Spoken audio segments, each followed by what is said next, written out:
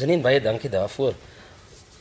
Maats, dit is 'n belangrike deel in enige onderneming, bestuurder versus leierskap. Maar kom ons kyk gou. As ons kyk na 'n leier, julle sal in julle huisgroepe in verskeie fasette waar julle beweeg, sal julle kan ook onderskei as ons hier klaar is, wat is 'n leier, wie se leier en wie se bestuurder. Nou kom ek sê vir julle gou 'n paar kenmerke van 'n leier. 'n Leier is 'n algehele, hy het 'n algehele visie en hy moet die doelwitte, die visie en die doelwitte van die besigheid moet hy voorsien.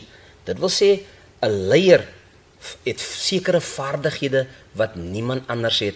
Hy inspireer en hy motiveer. Kom ek maak 'n voorbeeld. As ons dink na ons oud afgestorwe president, meneer Nelson Mandela, dan sal julle kan definitief sê daardie man was 'n leier gewees. En so ken julle ook baie ander mense met sekere karaktertrekke wat inspirerend is en motiverend is en daardie vaardighede het wat so 'n voorbeeld is.